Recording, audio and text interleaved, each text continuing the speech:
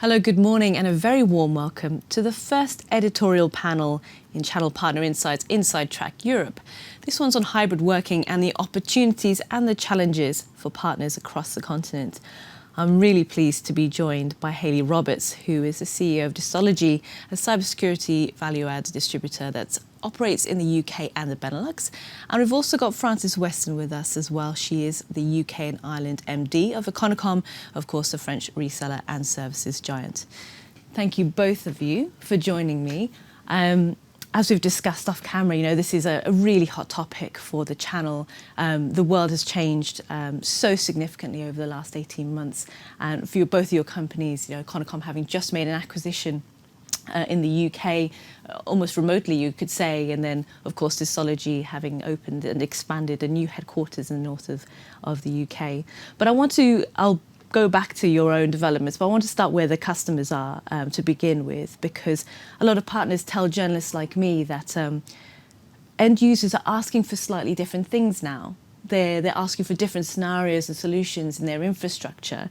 And maybe I'll start with you, Frances, about what that means for business. Are there new solutions being developed, or is there a specific set of solutions that are booming more than ever?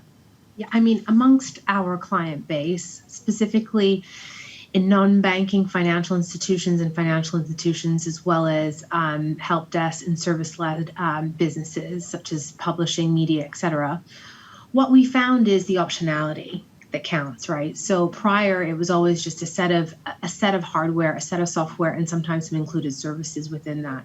Whereas now it becomes much more holistic. It's more focused on risk management. We're looking at much more optionality around catering for those that haven't necessarily been catered for. So in a remote working environment, for example, those with disabilities that don't necessarily have or have had all of the time and attention spent on them, now in a remote working environment, all of that is coming to light. So what we're getting is larger spends on more specialist equipment, specifically in the Apple arena that we're seeing in trams, as well as looking at different styles of setups for different people's current circumstances. So call desk, help desk staff, as well as call center staff that are working in smaller spaces, or that need to be traveling as well as need to be at one location at one period of time, or need to be able to move from one location to another location in a hybrid working environment. We're really doing more to cater for all of those scenarios, which from a procurement perspective means much more money spent, but much more optionality and much more diversification, catering to the population that they have to buy for. Mm-hmm. And Hayley, what about you and your business? Obviously you're in operational a couple of different geographies, and what have you seen? I think we've seen a move where we've had the boundaries of an organisation or a physical office, and then we're looking more the boundaryless organisation now, where people can be anywhere. And I think that recruitment of people has, I suppose the barriers have come down a little bit because they don't have to be in the location. I think I've said to you before, Nima, that we're headquartered in the northwest of the UK, but previously, and maybe 10 years ago, that was an issue or a boundary to other resellers or vendors for reach. But now it doesn't really matter. It never did matter, but I think now we're far more aware of the fact that we are all quite remote. But where we look at technology now, I think that rather than looking at the physical, where are we sat, it's what technology do we need to actually service that boundaryless organisation. And ultimately, we're using an awful lot more collaboration tools, because, of course, you've got to have good communication across that boundaryless organisation, so such as Slack and Teams, and we're using a lot more of that. But there is a danger, of course, that it does limit the human element, or we are hardwired as humans to connect and converse and read each other's body language. So that's always a kind of elephant in the room, I suppose, of good technology enabling business to continue, but then where's the human element to it? You've led me so neatly onto my next point, which was obviously both of your companies have gone through quite significant change recently. I'll stick with you just for the moment. You've expanded your headcount significantly. You've opened this new headquarters. What are the challenges of maintaining? Partners always like to say we've got a core culture that helps us to be successful? How do you maintain that when you're onboarding people who have never met many of the people who drive and form that culture?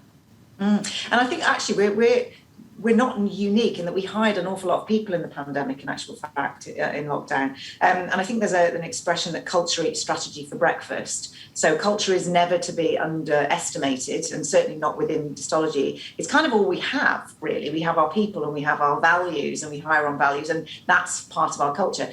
And one of the things that we're finding is that whilst it's great that we can connect and have those conversations on Teams and on Slack and and do webinars and learn remotely, you learn often how to not do things when you're sat with somebody by osmosis, or often you're listening to somebody else on a call, you're kind of turning around and asking a question of somebody, and it's those ad hoc pieces of information that you miss out on, I think. So for us, the culture is about that kind of almost transparent learning that you have in an office location. And I'm a bit old-fashioned, if I'm brutally honest with you, Nima. I love an office location. I love coming to work and going away from work. I'm not a massive fan of sitting on my own. I'm far more of an extrovert.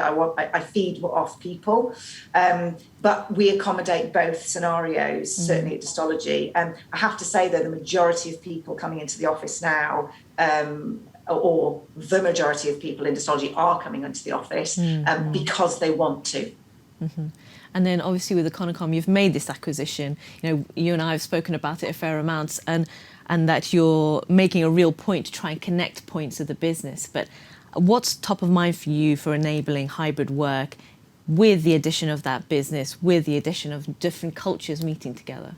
So we have doubled our staff and headcount with the acquisition, and we are in currently 3 different offices. One in Birmingham, one now we've just moved from Richmond into central London, and then also another office in London Bridge.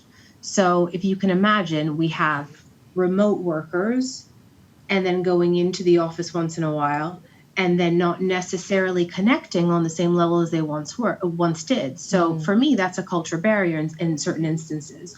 So what we've tried to do to change the tone is we've tried to really make sure that we're huddling and having much more time together, and spending the time that would have been spent on commuting, or spending the time that would have been spent on speaking to staff face to face. We're trying to do that in a much more, Zoom friendly environment, and where it is possible to make those face to faces still happen, specifically with customers, and specifically for a lot of our staff that are extroverts, that are client facing, and that miss that contact. Because when you bring in the positive customer conversations into the workplace, back into your environments as well as at home, you actually end up seeing that people are starting to feed off of each other, and that energy is recreating itself, albeit in a different way, because it is hybrid now. What I'm also seeing is just this ability to hire new talent that are giving us more ideas around culture, specifically Gen Z, and bringing in younger talent to make sure that we are really evening the stakes and making sure that we've got all of our voices in one place and we are all being heard, which actually collaboration tools such as MS Teams, Microsoft Teams, and Zoom, et cetera, really enable you to do. Because everybody has a voice, and when one person speaks, they are listened to. Specifically, those that are introverted, that struggle in large rooms and meeting settings. When you have people online, sometimes it gives them an idea and another angle to penetrate a conversation or to share ideas. That said, though, it is nice to get together, and we are having our first get together as one new collective in the next few weeks. And for us, that's going to be the first time that we're actually putting names to faces in real life, and we're all looking forward to it. And I think that's definitely a cultural enabler, because it's like going on holidays, that one thing that you're going to look forward to over the next couple of weeks, just to make sure that you're building rapport with the right people, and again reinforcing the culture that we're desperately trying to make better over time. It's such an interesting point, this idea of learning more about talent within your own business. I think it was Andy Wright, the commercial director of XMA, who told me early on in the pandemic that he thought this idea of there being hidden introverts in the business, all of a sudden having an ability to shine, and that him really noticing that in the sales perspective of his business. So that's interesting within partners themselves. But I want to come back to end users, procurement, what's selling, because clearly there's been quite a lot of change between some partners wanting to go into the office, selling some of their real estate, downsizing, and that having an impact on what distributors and what resellers and MSPs are able to sell. So, what are some of the concerns there? As an example, I think one of the biggest Benelux partners told me that he downsized his office. He flogged a lot of his hardware. He needed to buy a lot, but there were still supply issues. That's probably an obvious one. But is there anything else that's a concern? And maybe I'll stick with you, Francis. What are end users concerned about in terms of hybrid working? End users are concerned about services and level 1 and level 2 interaction with customer support, right? So if you're at home and you are in a pickle and you need to really keep productive because you have a deadline to meet or otherwise, the amount of stress that is added on when a reseller doesn't have the wraparound servicing, break fix, albeit can be one of those examples. You are automatically impacting the end user. So what we're seeing in terms of sales and in terms of revenues, we're seeing these different styles of approaches and setups for the individual as opposed to the workforce. And for us, that is telephony, it's mobility, it's looking at optimization in all of those avenues, tablets, laptops, larger screens, smaller screens, depending on the end user choice. And for a procurement specialist or a CPO, that is a very tall ask because you're constantly having to change, recreate these specific packages for end users to remotely access everything that they can, they should, if not more, from home. So that for us has been very much a challenge because specifically we've been looking more at the hardware side and more at the hardware sales side, whereas the conversation 10 years ago, it was based on security. Yes, it was based on specific hardware and specific networks, but now it's based on what is the end user journey looking like on a day-to-day basis and how do you make it much more efficient? So it then suddenly spans into all things cloud, all things data, all things security, and it is very difficult to accommodate for everything in one go. So you need to have different prints, different t-shirt sizes, different ways of working for a specific organization and actually help them engage in that conversation as well as wrapping around the services so it's end to end. But the sad part about it is that all of that is very costly. So what happens is that you have to look at the financing angle as a service so that the end user is getting the absolute best bang for their buck in terms of technology upgrades too. So it's very, very complicated. And I actually feel for those CPOs out there trying to solve this massive, massive puzzle. And more partners talking to me as well about the financing aspect. Obviously, the bottom lines of so many end users have been hugely impacted over the last 18 months. I mean, Hayley, you were nodding quite a lot during that. I suppose that means that you agree? Yeah.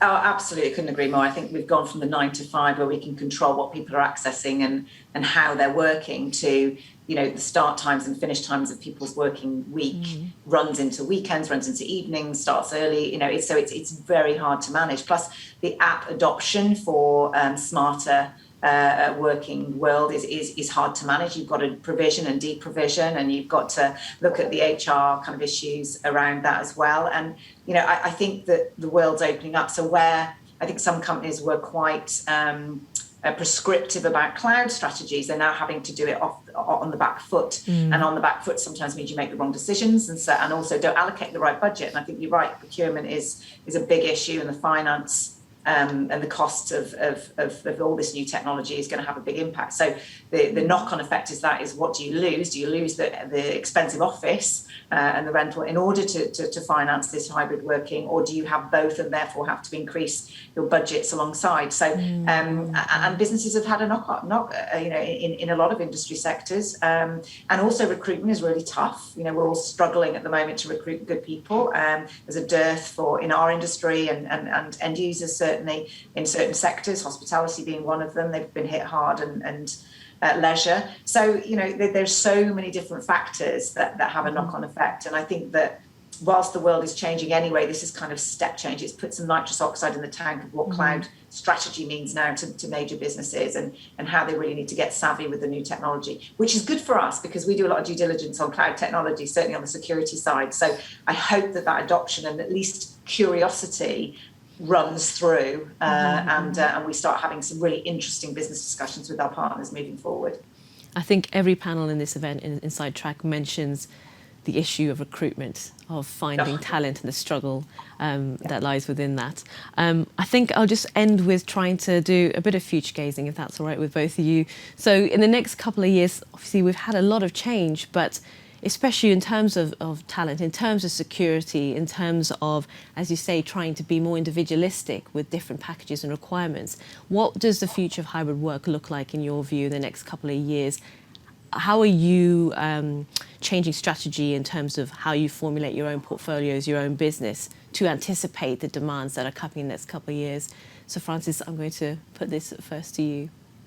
So one of the things that we're definitely doing is we are listening to all of the perhaps more constructive customer feedback that we're getting at this very moment, because I think that that's going to formulate the future, and that's going to formulate solutions that perhaps we haven't collectively thought of. So we are in that listen-only mode, and that listen-only mode means that although we are delivering high-level support, high-level hardware, despite all supply chain issues and other things, what we're also doing is trying to find value within the supply chain and then really delivering that to our end customers, because we know that now we are much more we are in a very strange situation and environment whereby supply chain is having a massive knock-on effect on delivery times. We've got ETAs all over the place.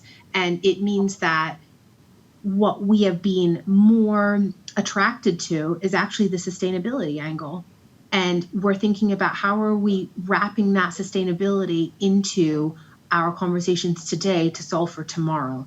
And that can mean, redeploying secondhand hardware, looking at mobility in a very, very different gaze, as opposed to having, desktop phones everywhere and trying to think about how we're going to decommission them and where they're going to go for the future.